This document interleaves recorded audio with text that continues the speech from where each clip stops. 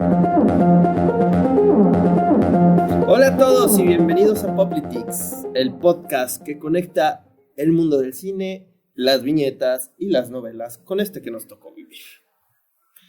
Me acompaña un auténtico pionero, paleontólogo prolífico, ídolo de toda la comunidad. Este hombre, al que me honra llamar amigo, sobrevivió a una barbarie total. Cientos de dinosaurios invadieron un parque de diversiones que era supuestamente seguro, encabezado por un hombre que jugó a ser Dios. Hoy, tras burlar a la muerte, se encuentra con nosotros para explicarnos por qué José José cantaba Ya lo pasado, pasado.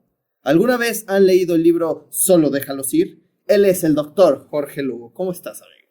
Bien, con un velociraptor aquí a mi lado. Hola, Blue, ¿cómo estás?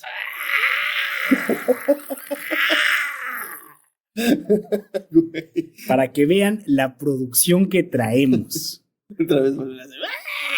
No le hice así, fue el velociraptor. También nos acompaña Majo de la Guardia. Hola, Majo, ¿cómo estás? Ya viendo más infraestructura en esta mesa y de repente como que, no sé. ¿Cómo estás, Majo? Bien. Aquí siempre riéndome.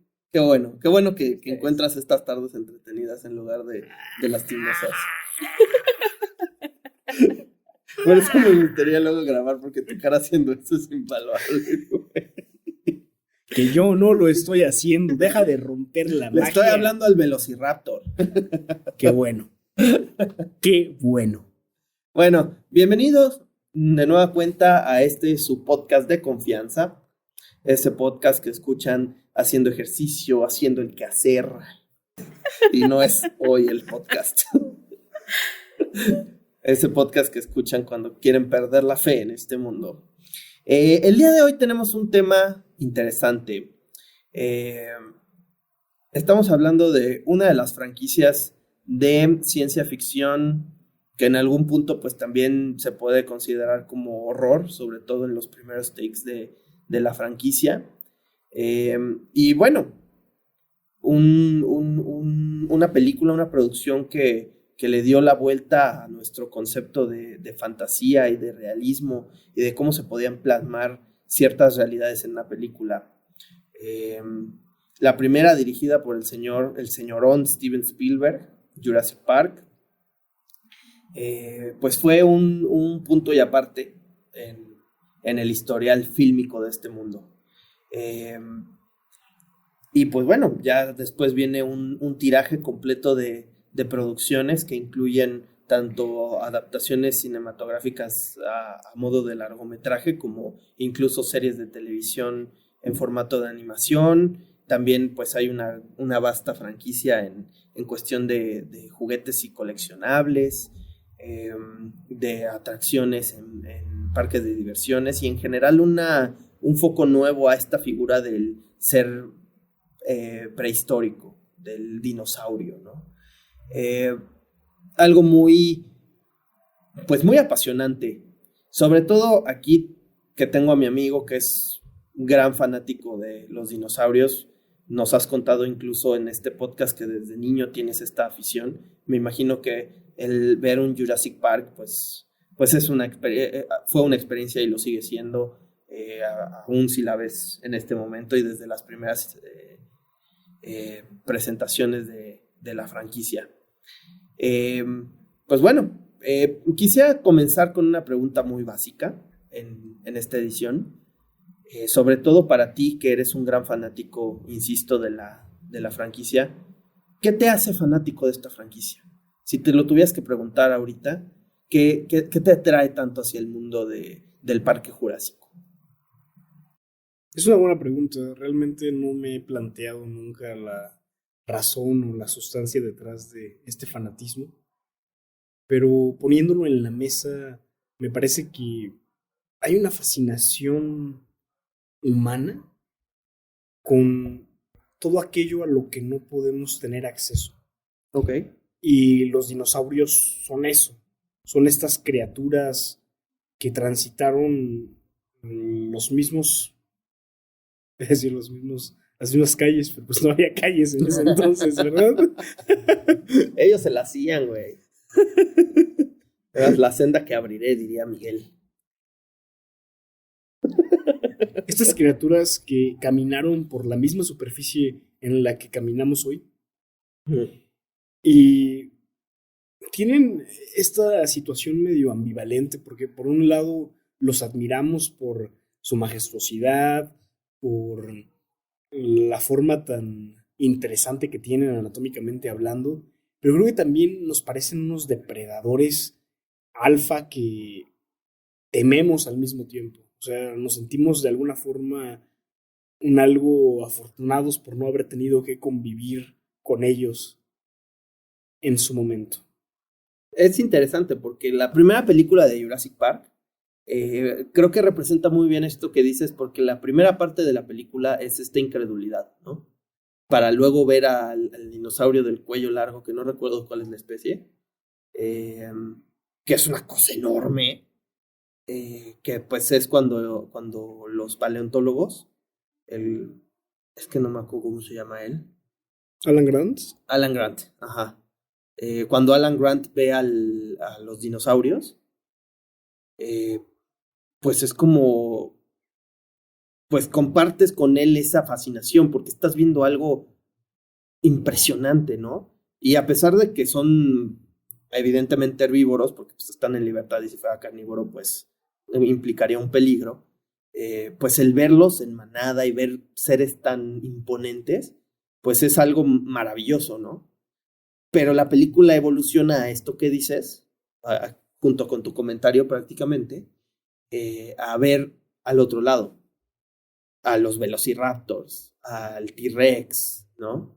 Que ya al final es la gran amenaza de la película, ¿no? Que todo se sale de control, que no hay medidas de seguridad idóneas para contener a seres como esos, para que pues al final pues desmadren el parque y pues nuestros protagonistas tengan que estar huyendo de velociraptors y del T-Rex, ¿no?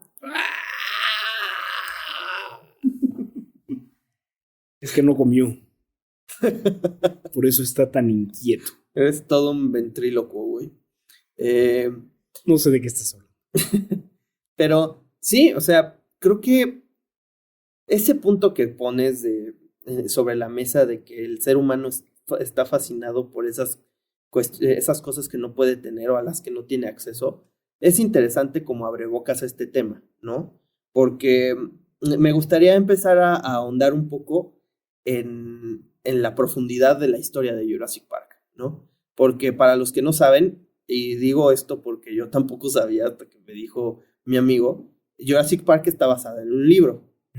Yo creí que había sido algo solamente lanzado para la pantalla y resultó que no. Es un libro que encima es un libro sorpresivamente reflexivo, ¿no? Sí, es un libro bastante profundo y como dato curioso, antes de que siquiera estuviera terminado el libro, Michael Crichton ya tenía a 3 de las productoras más importantes del mundo negociando por ver quién se iba a quedar con la licencia de su franquicia. Wow. Y la terminó ganando Universal con Steven Spielberg. Pero sí, es uno de los escritores más exitosos porque antes de siquiera haber terminado el libro, ya tenía contrato para hacer la película. Que también tiene que ver con el concepto, ¿no? Sí, un parque de dinosaurios creo que es algo sumamente atractivo para cualquiera. O sea, si hubiera algo así hoy, sí iría. Como al Bioparque Aventura. Bioparque Aventura. Bueno, al Guamerú. Al Guamerú. Sí, es un concepto muy, muy, muy, muy atractivo. Para empezar por lo visual. Porque, por ejemplo, lo veo más adaptado a lo que sería hoy en Jurassic World, en la primera entrega. Porque ya te lo ponen como un parque muy al estilo de Six Flags, por ejemplo. Sí, ¿no? Universal Studios, Disney. O sea, que vas a ver que creo que es un plesiosaurio, ¿no? El que tienen ahí como Shamu, que le bajan el cadáver del tiburón y llega y se la traga de un bocado. Es un Mosasaurus. Mándale.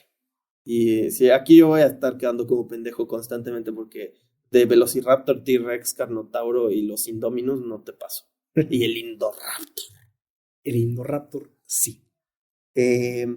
pero como que ya empiezas a ver esta dinámica de un parque de diversiones gringo, en donde pues tienes dinosaurios, pero de nueva cuenta se te sale de control porque tienes esta nueva especie. Que me gusta eso, ¿eh? Que la franquicia de Jurassic Park no se, como que no se estanca, ¿no? Que hay una nueva manera de errarla, ¿no? De de subirle a ese nivel de quiero jugar a ser Dios y creo algo todavía más peligroso, porque en las primeras era el simple hecho de hacer dinosaurios, ¿no? O bueno, Sí. Pues sí, Utilizar fabricarlos, ¿no? ingeniería genética para traerlos de nuevo a la vida. Y ahora es crear a uno todavía más peligroso, una máquina de matar, que es el Indominus Rex, ¿no? Pero si te fijas, la premisa es la misma. Es el ser humano jugando ya con el factor nuclear de la vida misma. Es Sí. ya metiéndose al código, al ADN, a esto que nos constituye a un nivel celular. Sí, la ingeniería biológica. Y creo que eso fue precisamente lo que le dio ese tono tan serio. Porque por más que sea atractivo el concepto de tener un Six Flags de dinosaurios, si no tienes una buena premisa del por qué los dinosaurios llegaron ahí, pues se vuelve algo un poco más irrisorio, ¿no? Es Sí. una cuestión un poco más fantástica, interesante, sí, atractiva, claro, pero en el libro Michael Crichton hace una crítica social muy interesante porque habla sobre cómo la humanidad y sobre todo la comunidad científica Ujú. no se ha esforzado por tener el conocimiento que tiene hoy. El Ya. conocimiento que manejamos y con el cual alteramos todos los ecosistemas es heredado. Es algo por lo que no tuvimos que trabajar. Simplemente tomamos una fórmula y la aplicamos.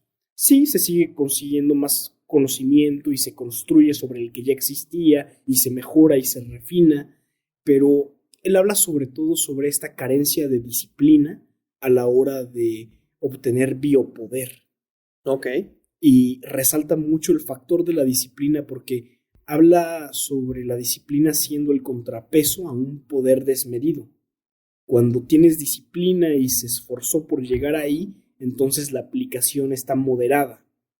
Y en ese sentido, Jurassic Park nace de todo el conocimiento humano que se había generado hasta ese momento, pero por el cual uno no se esforzó. Simplemente se replicó y ya. Entonces, por un lado está eso y por otro lado, tú que eres también docto en las filosofías del mundo, vemos un utilitarismo en su máxima expresión. Sí, totalmente. Porque pues tienes este poder genético que ya en las secuelas, como bien dices, se explora más un poco en las implicaciones que tiene. Y vemos, por ejemplo, a esta chica Macy, que es básicamente un clon. Y entonces ahí ves ya aplicaciones un poco más a la Gattaca, sin ahondar demasiado en ello. Sí. Pero te lo presentan siempre como traemos dinosaurios a la vida. ¿Para qué? Para lucrar de ellos. Es impresionante. Sí, porque ni siquiera es como para un fin noble, ¿no? Es puro varo. Sí. Es un vato. Y creo que aquí, digo, por algo siguen Politics. Entonces me voy a atrever a hacer esta extensión del tema. Pero volvemos al tema de los millonarios. O sea, cómo es posible que un güey tenga suficiente varo para decir, ¿sabes qué? Se está muriendo gente en África, están pereciendo no sé cuántas personas en sistemas políticos de mierda. Yo tengo todo este dinero para poder ayudar a mi sociedad. Pues, ¿sabes qué sería una mejor idea? Gastar todo mi varo para revivir seres prehistóricos y ponerlos a coexistir en una isla costarricense y cobrarle a la gente por entrar a verlos para ganar todavía más varo. Las 5 muertes se llama este conjunto de islas que mencionas. Sí. Y qué interesante que hables sobre este concepto de los millonarios, porque Jeffrey Bezos. hoy, efectivamente, tenemos a un Elon Musk y a uno de sus socios diciéndonos que ya es posible tener un Jurassic Park. Espérate. Tecnológicamente ya tenemos la capacidad de traer a la vida especies que llevan millones de años extintas.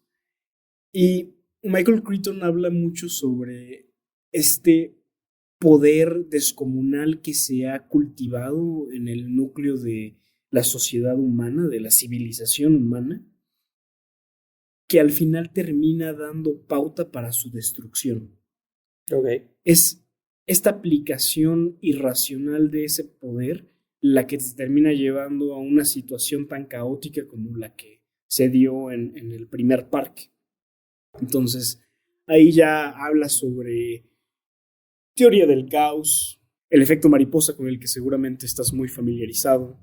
Y Michael Crichton te plantea esta idea de que por más que nosotros creemos estar en control, jamás lo estuvimos realmente. O sea, el hecho de que alteremos genéticamente la realidad abre paso a que muchas otras cosas sucedan y con eso el control que se creía tener se va disminuyendo cada vez más y la arrogancia del ser humano al no darse cuenta que no puede controlar todo lo que lo rodea termina siendo de su perdición. Ahí, digo, me voy a saltar en franquicias ahorita y podrá parecer un poco jocoso el mencionar esta película en este contexto, pero tiene una frase que me encanta, es Kung Fu Panda. Pero en la primera, el maestro Uwei dice que generalmente encuentras tu destino en el camino que recorres para evitarlo. Creo que se ata un poco al tema, porque finalmente nosotros, bueno, el ser humano como tal, crea todas estas alternativas y todas estas maquinaciones y todos estos avances para evitar un destino que será ineludible, ¿no? Que será nuestra propia perdición. Y es irónico porque finalmente son estos avances tecnológicos los que nos acercan cada vez más, ¿no? Lo que uno puede ver como protección, otro lo puede ver como amenaza. Y Jurassic Park creo que acaba siendo una manifestación de todo esto, una representación ficticia de un hecho que, si bien que es real, a pesar de que no incluya dinosaurios, los dinosaurios finalmente son un recurso narrativo, ¿no? Y es interesante porque a medida que avanza la franquicia, a medida que empezamos a ver las historias desarrollarse, pues la constante es esta. Es como el ser humano abusa de ese poder que tiene. Y creo, y tuviste le diste al clavo en un comentario que hiciste hace unos minutos acerca de que el ser humano no dimensiona el poder que tiene en las manos. Se relaciona mucho con lo de los millonarios, porque también los millonarios pareciera en un momento dado que no tienen ni puta idea del poder que tienen en sus manos y por eso son tan frívolos, indolentes, ajá, hijos de puta. Saludos, sí. Jeff Bezos. Otra vez. Bienvenido, Jeff. Pásale. Sí, mira, me voy a permitir leer un par de quotes durante este capítulo. Creo que esta es una muy ad hoc a este momento. Sí. Un descubrimiento siempre es una violación del mundo natural. Siempre. Y muchos podrían decirte, ok, pero ese conocimiento al final nos lleva a tal o cual lugar y probablemente durante un gran lapso de la historia de la humanidad fue así, pero creo que hoy ya estamos en un punto en donde cada descubrimiento efectivamente es una violación al mundo natural en el sentido de que estamos jugando a ser dioses en aspectos cada vez más íntimos en lo que se refiere a ser humanos. Uh-huh. Y no dimensionamos las consecuencias que eso puede traer. Por ejemplo, todo esto que viene de la realidad virtual. Sí. Todo lo que tiene que ver con ingeniería genética que seguramente durante nuestra vida vamos a llegar a su auge. Todo lo que tiene que ver con reprogramación neuronal también. O sea, son cosas que se consideraban ciencia ficción hace unos años. Y cada vez son más palpables, surgen nuevos conceptos sobre cómo alterar la realidad, pero pareciera que el ser humano lo hace solo por poder hacerlo y no se pregunta el para qué. Sí, ahí tendremos que decidir entre si el ser humano es pendejo o el ser humano es muy cínico, ¿no? Porque sabes que hay un peligro, ¿no? O O sea, no es posible que a estas alturas no te des cuenta de que la eugenesia representa o podría presentar un problema mm, mayor, o sea, mayúsculo en el sentido de que para empezar tendría que ser un bien al que solo se podría acceder por dinero. Y si de por sí vivimos en una sociedad elitista, ¿qué pasaría si tuvieras gente que tuviera el suficiente poder adquisitivo como para acceder a una manipulación genética y tornarse superiores? Ah, en la Segunda Guerra Mundial mataron a 6 millones de personas por menos que eso, güey. O sea, es como, creo que la frase que dices resume muy bien todo esto, ¿no? Y es impresionante porque entre más la diseccionas y entre más la reflexionas, es más cierto. Cada descubrimiento es una amenaza para nuestro mundo, ¿no? Sí, es una violación del mundo natural. Y es interesante que digas que es una amenaza para nuestro mundo porque precisamente hay otra frase. Yeah. Seamos claros, el planeta no está en peligro. Nosotros estamos en peligro. No tenemos el poder de destruir el planeta, ni de salvarlo, pero podríamos tener el poder de salvarnos a nosotros. Sacos. Aprovecho para recomendarles el libro de Michael Crichton. Es una trilogía. Ya me lo antojaste, güey. Es muy bueno, muy, muy bueno. Si quieres al rato te lo paso. Sí, güey. Es una trilogía, son los 2 primeros que sí vimos representados en la pantalla y el tercero no he tenido el gusto de leerlo, pero tiene que ver ya con, creo que dragones, entonces tampoco me llamó mucho la atención. Pero bueno, regresando a esta frase, tenemos esta obsesión con ser los salvadores del planeta, pretendiendo que nos interesa la vida de otros seres, los animales, las plantas, el entorno, el planeta como un ser también, cuando en realidad estamos simplemente pensando en nuestra supervivencia. Y es así, el planeta no nos necesita y el planeta tampoco se va a destruir por causa nuestra. Nos vamos a destruir a nosotros. Sí. Incluso si fuera un Armagedón nuclear mañana, el planeta va a sobrevivir. La vida va a encontrar una forma. Sí, tú no. Y creo que ese es el punto. Creo que la razón, la capacidad de razonar que tiene el ser humano le da un ansia de protagonismo. Como que viene, como que nos viene de fábrica, ¿no? Tenemos esta estúpida noción de que somos indispensables y que sin nosotros nada se hace.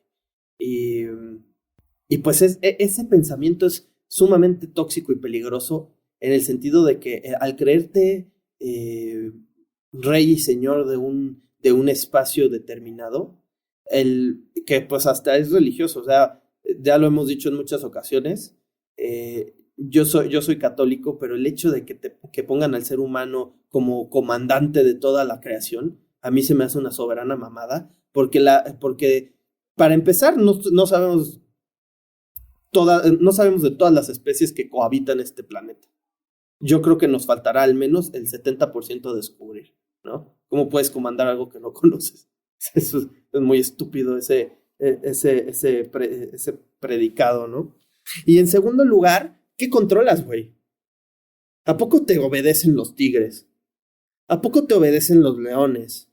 Digo, obviamente si te lo agarras a madrazos sistemáticamente pues, y lo domas, entre comillas, puede ser que empieces a seguir tus órdenes. Pero un oso grizzly en la naturaleza, ¿cómo lo controlas? No lo controlas, güey. Y solo te estoy hablando del reino animal. Ahora hablemos de las inclemencias climáticas. Un tornado te mata por más que seas Elon Musk, güey. Si estás en Texas en un mal día y llega un tornado y no estás protegido, te fuiste a la verga, ¿no? Y creo que, bueno, es que de verdad que las 2 frases que dijiste me impresionaron, güey. Pues es muy revelador empezar a vernos como especie de esa forma, como no indispensables, porque al mismo tiempo de que te baja los humos, es algo liberador, diría yo. Porque se te da mucho desde pequeño, y ustedes me confirmarán, se te da una responsabilidad estúpida por tu medio ambiente, que sí, obviamente debes de tener por respeto, pero no como comandante, ¿no? Como es que tienes tú la responsabilidad de salvaguardar tu entorno porque tú eres mejor que todo lo que te rodea, ¿no? Sí, también estamos hablando de un mundo en donde las posibilidades individuales son nada en comparación a las corporaciones que son dueñas de básicamente todo lo que hay en este planeta. Entonces, es de nuevo lo que llegamos a comentar en otro capítulo. Otorgarle la responsabilidad a los individuos para eximirme a mí como gran corporación, como ser millonario, de la responsabilidad que me corresponde a mí, porque ellos tienen esta gran fortuna o gran poder acumulado como para así cuidar las cosas. Aunque ahí de nuevo caemos en esta noción que tiene el humano de creer que controla las cosas cuando la vida tiene la suficiente inteligencia y sabiduría para cuidarse a sí misma. Parecería que la única especie que perdió sintonía con esta noción hemos sido nosotros. Sí, y creo que lo hermoso de este comparativo que estamos haciendo es que cuando tú confrontas el poder, la noción de poder que tiene el ser humano con la naturaleza y el poder natural y el poder de la vida intrínseco en sí mismo, o sea, el poder de la vida en sí, te das cuenta que nuestra noción de poder es algo sumamente ficticio, incluso me atrevería a decir. No hay amenaza que alcance, ¿no? Tú mismo lo decías, la gran amenaza que se le planteaba al ser humano y a su subsistencia, que podía ser una guerra nuclear, de ninguna manera privaría el ciclo de la vida. Obviamente sería un setback, pero setbacks ya ha habido en la historia del mundo. Sí, y mucho peores. Ajá. O sea, somos... de hecho, veía el otro día un video de mi cuate Dross que le dice que está contestando preguntas estúpidas. No sé por qué me gustan esos videos, me encantan que el güey se desespere. Pero que una persona le dice que si todos en el mundo, o sea, todos los seres humanos nos pusiéramos de acuerdo para saltar al mismo tiempo, moveríamos al planeta de órbita. Y este güey se encabrona evidentemente y dice, güey, ¿cómo es posible que creas que nosotros siendo tan insignificantes, siendo polvo cósmico, siendo una mierda no, ni siquiera en un universo, en un planeta tan grande, creas que todos saltando al mismo tiempo moveríamos al planeta de órbita? Es como si me dijeras que todas las pulgas en un perro, si saltaban al mismo tiempo, lo tirabas, güey. O sea, no tiene sentido, no seas idiota, ¿no? Y a esto te conecta, esto te conecta, que puede ser algo jocoso. Yo me río mucho con estas cosas, pero te conecta a este mismo punto. ¿Qué somos en este mundo, no? ¿Qué poder ostentamos realmente? El poder que tiene un ser humano es coaccionar a otro ser humano y punto. Sí, obviamente tienes el poder de esclavizar animales y eso está de la chingada, pero al final del día, ¿qué queda, no? Ese deseo de trascendencia que tiene el ser humano de que píntenme para que quede mi retrato para las generaciones. Güey, no vas a quedar para mucho después de que te mueras, ¿no? Y no hablando no hablando de manera metafísica, no hablando en el aspecto metafísico de esta afirmación, ¿no? Sino en el aspecto meramente físico, en lo que estamos dejando aquí, ¿no? Muy interesante, la verdad. No sé si tengas alguna otra quote, porque sí me quedé muy ganchado, güey. Espero que leas el libro en su momento. Lo voy a hacer. En la sociedad de la información, nadie piensa. Esperábamos desterrar el papel, pero en realidad desterramos el pensamiento. Ay, cabrón. A la madre. Ya todos queremos leer el libro. Es un gran libro y lo interesante es que, contrario a lo que muchos podrían pensar ahorita hablando sobre todo este aspecto un poco más filosófico de la obra, el libro también tiene mucha acción y acción de la buena. O sea, es un equilibrio perfecto entre toda esta deconstrucción humana, pero también dinosaurios sedientos de sangre. Oye, y solo como para como para tener más noción, ¿quién dice eso o lo dice el narrador? Sí, el narrador tiene un papel fuerte. O sea, sí hay bastante el narrador, pero generalmente es el Dr. Grant e Ian Malcolm. Ian Malcolm habla sobre todo de la teoría del caos y de lo difícil que es controlar un sistema complejo de interacciones. Habla sobre fórmulas matemáticas y otras cosas en las que quizá no nos apetezca mucho entrar, pero la noción general es esa. Es una simple fórmula matemática. Saludos, episodio de La Thanos. vida es más compleja que una fórmula matemática. Sí. Pero sí, y eso me gusta porque, digo, ya viendo esas, esa descripción que das del Dr. Malcolm, pues lo relaciono con la segunda entrega de Jurassic World, que él está en un tribunal hablando precisamente de esto, de cómo no puedes controlar el fenómeno, ¿no? O sea que siempre él se ha manifestado en toda la franquicia como una persona muy escéptica, muy al margen, muy... o sea, obviamente pues te sorprende ver a los animales, pero pues al mismo tiempo pues es el que es la duda él siempre, ¿no? No es el que se deja ir por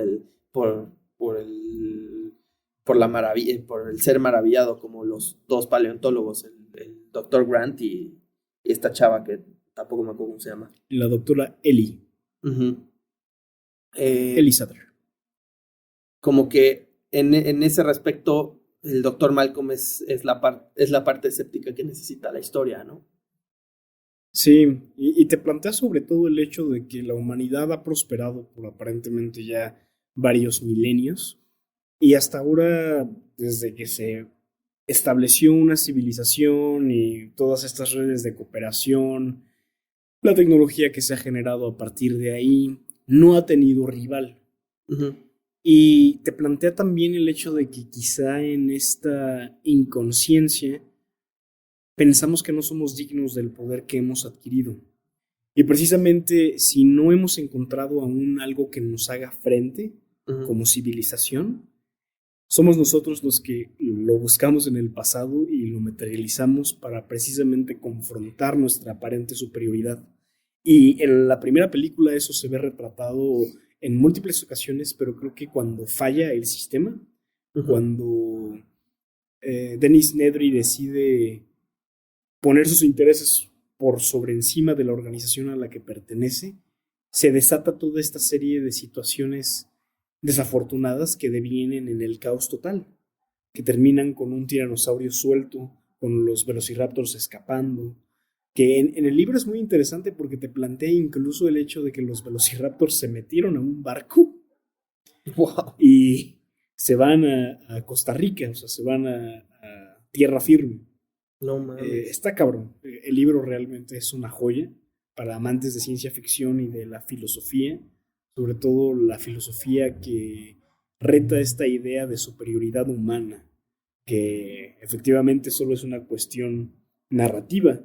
Ya lo decíamos y lo volveremos a decir cuando hablemos de Don't Look Up, gran film, esperen el episodio. El ser humano es poderoso en su cabeza. Y eso hasta ahora ha sido suficiente para moldear el entorno a nuestra conveniencia. Pero como bien decías, ponte enfrente de un oso, de un puma, o sea, de un perro. Sí, un perro, un Rottweiler, un perro malo. Sí, quítale la sumisión inherente a nuestro control y nos destruye. Sí. Sí, o sea, al final la fuerza está en esos puntos de ventaja que hasta cierto, o sea, podrías decir tú un poquito astutos, pero algunos otros te podrán decir cobardes, ¿no? De enfrentar este tipo de amenazas, porque un ser humano, hablamos mucho, creo que fue en el episodio del Juego del Calamar, que hablabas bueno, se planteaba esta idea de retirarse a la naturaleza. Y fuera de las amenazas humanas como los narcos y todo eso que podrían acabar con tu vida, que en ese episodio lo planteabas. El Estado. Ajá. Pero antes de eso estaba la amenaza natural, Uh-huh. ¿no? Pues una naturaleza que no comprendes porque no has vivido ahí, ¿no? Realmente, en ese sentido de los descubrimientos, tanto se le hace daño, o sea, se viola al entorno y a la naturaleza, pero también es un daño que te haces a ti mismo. El ser humano ya está evolucionando a ser un ser completamente inútil si se le expone a un entorno natural. ¿no? O sea, para empezar, ve cómo vamos a acampar o ese tipo de actividades outdoors, ¿no? Que cada vez es una ocurrencia más extraña. Creo que, pues ahí puedes ver qué tan, qué tan inhabilitado ha sido el ser humano para convivir con su mundo, ¿no? Y tiene que ver también con la arrogancia con la que nos concebimos a nosotros mismos. Ajá. Mira, un sistema es un conjunto ordenado de normas y procedimientos que regulan el funcionamiento de un algo, ¿no? Puede ser un grupo, una colectividad o lo que sea. Ajá. ¿Tú cuándo has visto en un libro que hable sobre el sistema respiratorio en el que se incluya un árbol? No, jamás. O al sol, digo, pensando en que las plantas funcionan gracias también a su proceso de fotosíntesis. Sí, no, simplemente es el funcionamiento interno. Ok, entonces agarra ese sistema respiratorio y quítale a los árboles, quítale todos esos productores de oxígeno que hay en el planeta, quítale al sol, y ¿dónde queda? El humano es naturaleza, pero se dejó de concebir a sí mismo como parte de ella hace mucho, en su afán por controlarla. Sí, no, pero al mismo tiempo, al no poderla controlar, como que ahora sí que la rezaga un poco, ¿no? Y la antagoniza. Creo que Esto es como autor tú sabes que uno de los principales argumentos que hay, sobre todo en la literatura más clásica, es el hombre contra la naturaleza. Sí. Y eso parecería que se ha vuelto un sello personal ya de la psique moderna. El hombre es en relación al poder que tiene de oprimir lo que no es él. Es una situación complicada porque habla sobre el poco conocimiento que tenemos sobre nosotros mismos en primer lugar. Uh-huh. No nos concebimos como parte de un sistema fuera de nuestras propias narices. Y estoy hablando ya literalmente. O sea, esto del sistema respiratorio para algunos podrá ser irrisorio, pero es totalmente cierto. Quita los principales productores de oxígeno del planeta, no nada más los árboles, también las algas, todo lo que genera este intercambio de dióxido de carbono y oxígeno con nosotros.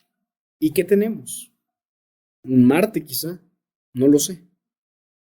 El punto aquí es que cada vez nos hemos sustraído más ideológicamente y eso nos ha permitido destruir el sistema que forma parte de nosotros también. Al estar destruyendo reservas ecológicas, especies enteras, nos estamos haciendo un daño también a nosotros. Sí. Pero ideológicamente nos eximimos porque no somos eso, ¿no? Como ya se mencionó, somos los comandantes. Claro, pero aquí lo gracioso es que, sí, obviamente, pues, si se cuentan las vidas que se han perdido de otras especies en este proceso pues en esta demostración de la soberbia humana, pues evidentemente es algo indignante, ¿no? Pero al mismo tiempo, este concepto de que todo lo nuestro va a pasar y ni el universo y a medida, y en cierta medida nuestro propio planeta ni siquiera lo va a notar, es un manifiesto claro de que ese daño que estamos haciendo, ese destruir esas reservas ecológicas, ese expandir las urbanizaciones groseras que existen hoy en día, pues sí le están haciendo un daño a la naturaleza, pero ese daño que tú muy bien dices que nos estamos haciendo a nosotros mismos es mayor todavía, ¿no? Y es muy gracioso porque tanto la literatura como el cine ya en tiempos más modernos han tratado de manifestar eso en incontables ocasiones. Por ejemplo, no sé, un Avatar, que Avatar la he citado mucho en este podcast por alguna razón, pero Avatar es una manifestación como en algún, o sea, en el foco principal de la película manifiestan que el ser humano está consumiendo otro planeta, pero eso implica que tuvo que consumir a uno antes, ¿no? Entonces el daño te obliga a irte a otro planeta, a confrontar a una especie nativa que al final te parte tu madre. Qué bueno. Sí. Pero este concepto lo hemos visto mucho. En King Kong es una gran prueba de ello también. Sí. Vas a un lugar inhóspito, a capturar a una especie desconocida que es enorme, gigantesca y pues monstruosa a nuestros ojos, que la traemos para hacer una exhibición y al final acaba desmadrando medio Nueva York, ¿no? Sí, lo sacas de su hábitat sin siquiera saber cuáles van a ser las repercusiones para ese hábitat y posteriormente para el tuyo también. Y obviamente la película se enfoca en que Kong se muere, pero ¿cuál es el caso para la gente que sufrió esa amenaza de Kong? Yo creo que fue mucho mayor. O sea, y Jurassic Park finalmente es la cumbre de todo esto. Nosotros estamos jugando a ser dioses, ¿no? Nosotros estamos jugando a que la naturaleza nos pertenece. Somos dueños de nuestro entorno.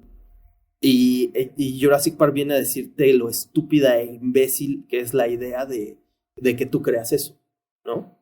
Sí, a mí me parece preocupante que al ritmo al que estamos avanzando en este tipo de acciones nocivas para nuestro ecosistema, vamos a terminar convirtiéndonos en esas especies alienígenas de las que nosotros supuestamente nos defendíamos en las películas, en las novelas, en las viñetas, y vamos a convertirnos en invasores.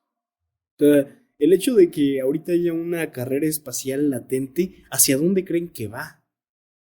En Don't Look Up se menciona de forma satírica, pero Jeff Bezos o el otro estúpido, ¿cómo se llama? Elon Musk, ya andan hablando sobre la viabilidad de ir a minar meteoritos. Tú no sabes cómo va a afectar eso la órbita de otras cosas. No tienes ni idea de cuál es el orden de todo esto. Que tienes la arrogancia para ir a tomarlo sin siquiera preguntarte qué puedo desatar. Porque no creo que se sienten a analizarlo. Simplemente, ¿esto es viable económicamente? ¿Esto nos va a traer un beneficio? Chingón, vamos a darle. Y eso es precisamente lo que sucede en toda la franquicia de Jurassic Park. Y efectivamente me gusta mucho el hecho de que se haya ido transformando en algo cada vez más complejo, ¿no? Porque al principio era esta idea de capitalizar esta ingeniería genética en un parque de atracciones en donde simplemente te ibas a disfrutar de los dinosaurios. Y posteriormente se transforma en esta militarización de los animales, ¿no? En ya esta... Sí, eso está muy cabrón. En esta última trilogía. Entonces, parecería que si de algo no podemos sacar dinero, lo convertimos en un arma para oprimir. Sí, no, o sea, y es constante, es lo mismo, o sea, como la naturaleza me pertenece, yo puedo canalizar su poder hacia donde yo quiera. O sea, es una película, yo lo sé, pero qué tan pinche soberbio tienes que ser para no solo traer una especie extinta a tu presente, sino usarla como arma, güey. Es impresionante porque dirán, es ficción, güey, ya bájale de huevos, pero yo creo que si esto existiera, ni siquiera pensaríamos en hacer el puto parque. Sería directamente a que estamos en una guerra contra Corea del Norte y sacas al pinche T-Rex y lo liberas contra ellos y a la verga, güey. Órale, ¿no? O sea, como que son estos supuestos interesantes analizando esta soberbia humana de decir, pues yo soy dueño de todo este pedo porque lo comprendo, ¿no? Y esto de la carrera espacial se torna interesante y a la vez preocupante porque sí, finalmente es esta persona que tiene los medios de producción que no debería tener, evidentemente, porque si estás gastando tu puto dinero en minar meteoritos, en lugar de... Pues es una elipsis a lo que veníamos. O sea, si tienes tanto varo, ¿por qué en lugar de pensar en ayudar a los cohabitantes de este planeta, haces un pinche parque de diversiones utilizando ingeniería genética que asumo yo que es cara se queda piropo, ¿no? Y aquí es lo mismo. O sea, ¿cómo es posible que un pendejo pague para salir al espacio, o para mandar gente a salir al espacio, porque pobrecito, no vaya a sufrir el peligro de salir al espacio, ¿no? Y vaya a minar un meteorito, como tú dices, o sea, deja tú sin saber las consecuencias, o sea, sin considerar cuál sería un mejor uso para ese dinero. Cuando entramos en este tema siempre me encabrono porque, porque es impresionante, güey. Al final, Jurassic Park queda como ahorita pues ya es una franquicia multimillonaria, pues que atrae a millones de fanáticos alrededor del mundo, pero finalmente queda como esta crítica social, ¿no? No es el típico terror de serpientes a bordo y esas mamadas que ese enfrentamiento entre la naturaleza y el ser humano, o marabunta, o esas mamadas que pasaban en el Canal 5 de que llegaban un chingo de langostas a comerse al ser humano, o hormigas, o esas. No, o sea, Jurassic Park queda como nosotros estamos creando nuestro propio destino, y ese destino no pinta nada bien, ¿no? Sí, yo me quedaría con la reflexión de que nos respetamos tan poco como especie que se ha vuelto inviable y hasta utópico pensar en respetar algo más. Uh-huh. Las consecuencias son latentes. Lo que viene en el futuro cercano no parece alentador, como ya se ha repetido en este episodio y en muchos otros más. Y lo que nos queda realmente es ver y señalar eso para, dentro de lo posible, cambiar el rumbo en nuestra propia senda, hasta donde se pueda. Como ya dijo el buen doctor Ian Malcolm, aspirar a salvar el mundo más que ser arrogante es estúpido. Sí, podemos totalmente salvarnos a nosotros mismos, quizá. Ojalá que podamos llegar a ese punto. Ojalá que podamos considerar que nuestro sistema biológico es parte de un entorno mucho más grande, de una colonia o de una ciudad. Como un punto final a este tema que ha sido muy interesante también. Hasta cierto punto nos pueden decir que qué depresivo, pero puta, es la realidad, chavos. Así es como como nos tocó.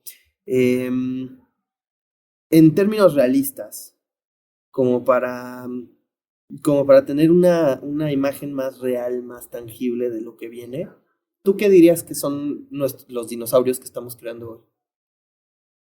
Que van a destruir nuestro parque. Gran pregunta.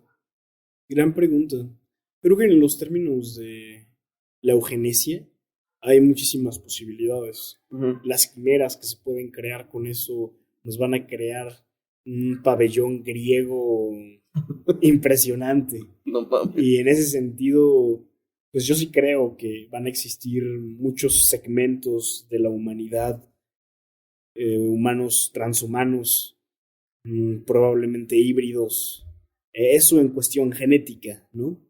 Pero pensando de forma un poco más inmediata, me parece que todo lo que se plantea con el metaverso, con la realidad virtual y esta desconexión de la realidad tangible en la que estamos, podría convertirse muy pronto en nuestra destrucción. Digo, si hoy ya las ficciones nos hacen tener un país tan rico en productos, en recursos, en gente, está en la ruina por las narrativas financieras estúpidas que nada más se creen los que las crearon y pues todos los demás que no las entienden, pero como alguien dice que es muy complejo y que es una fórmula matemática, sí, tienen razón. Además, salieron en Bloomberg. Entonces, sí. Ese güey es egresado del TEC de Monterrey. Pues hay que crearle. Sí, aunque no le paguen a los maestros su aguinaldo. Sí, no, es una mamada. Realmente como que, pues sí, o sea, ya entrar a estas críticas, a señalar personas, como lo hemos hecho desde el principio de este podcast, pues yo creo que es oportuno, ¿no?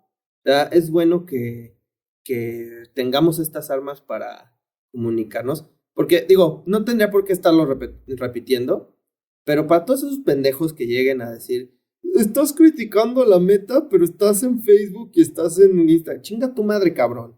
De otra manera, ¿cómo llego a otras personas? O sea, Sí, ¿qué otros quieres que vínculos, haga, no? güey? ¿Que me cuelgue una bocina y me vaya a los altos a que escuchen mis podcasts? No mames. O sea, seamos realistas. No tendría por qué decirlo. Yo creo que la gente que nos escucha hasta este punto ya tiene el suficiente criterio para no aventar críticas estúpidas.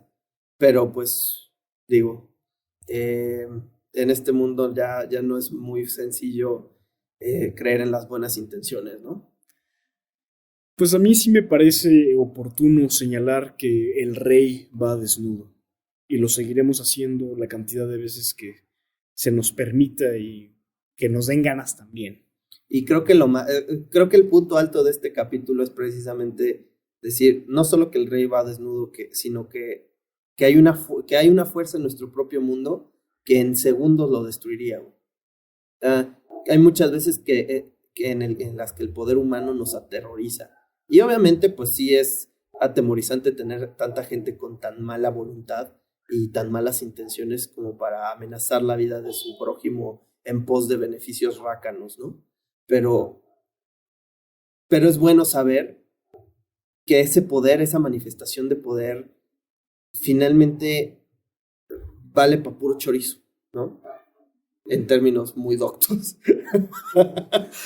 Sí, Pero- o sea, a nivel cósmico, a nivel planetario, probablemente sí.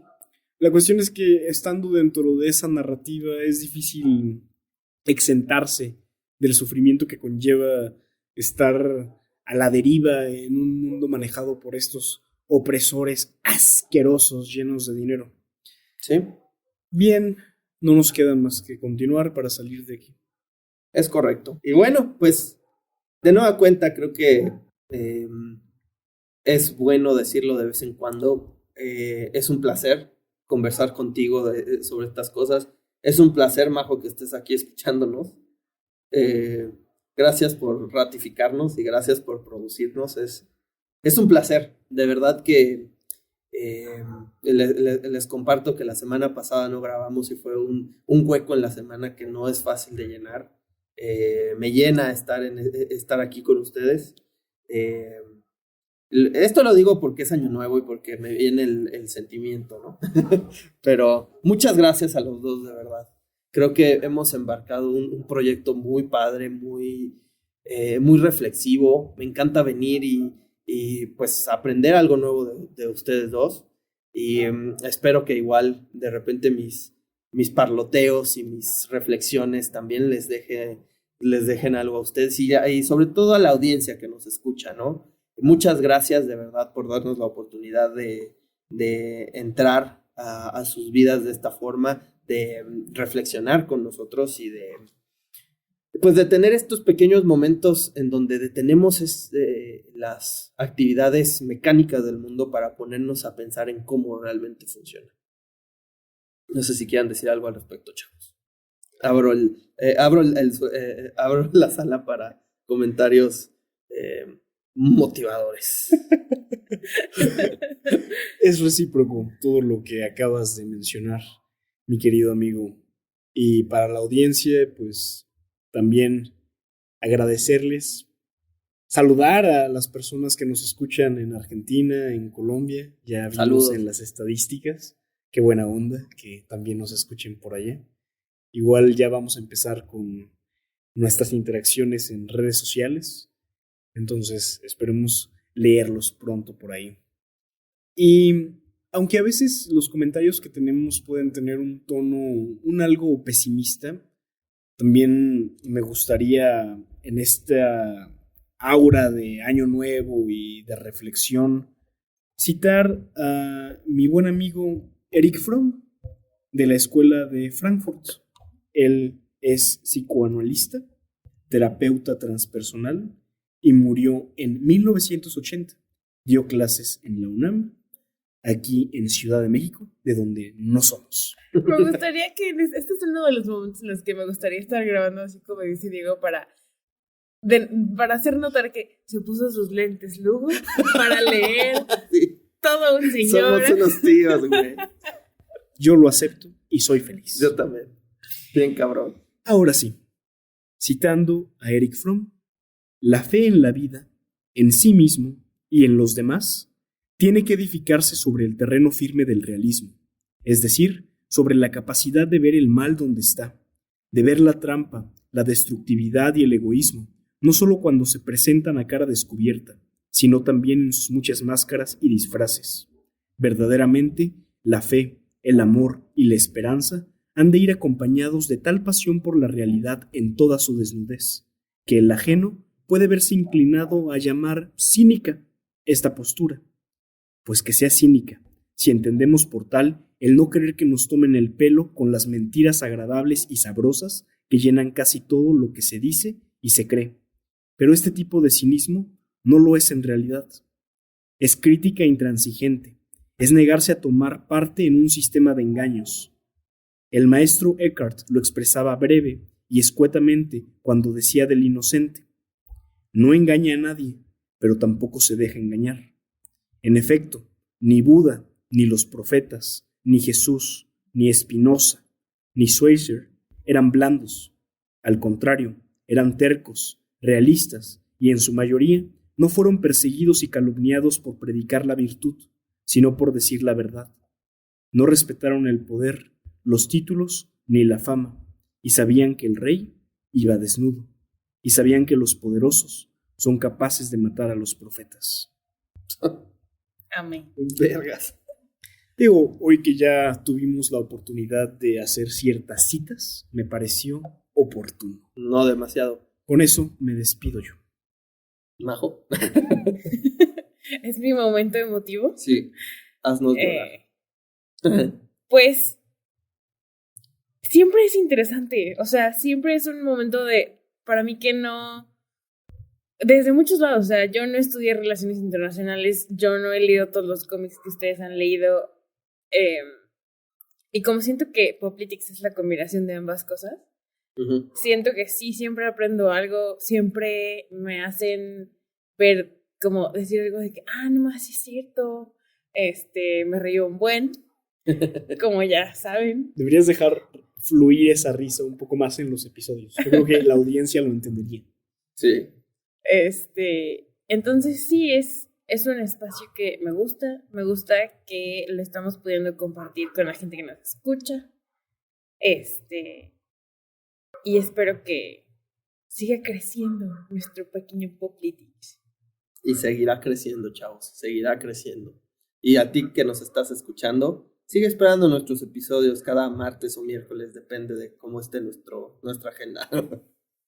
Sobre todo la de Majo. Muchas gracias, Majo. Sí, no. Majo hace un gran trabajo. Majo hace el 70% del trabajo que les permita a ustedes escuchar este audio que están escuchando en este momento. Entonces, pues un reconocimiento a ella. Ya me vi muy Tec de Monterrey. No se preocupen, no los despediré en diciembre, les daré todas sus prestaciones. Pues esto ha sido todo. Mi amigo y maestro del cincel, Jorge Lugo, Majo de la Guardia en los controles y su servidor, les decimos gracias. Ahora felicitaré a mis buenos amigos de Poplitics por comenzar un año más con este gran proyecto. Citando al doctor Ian Malcolm: lo lograron. Los malditos hijos de perra lo lograron. Muchas gracias, amigos.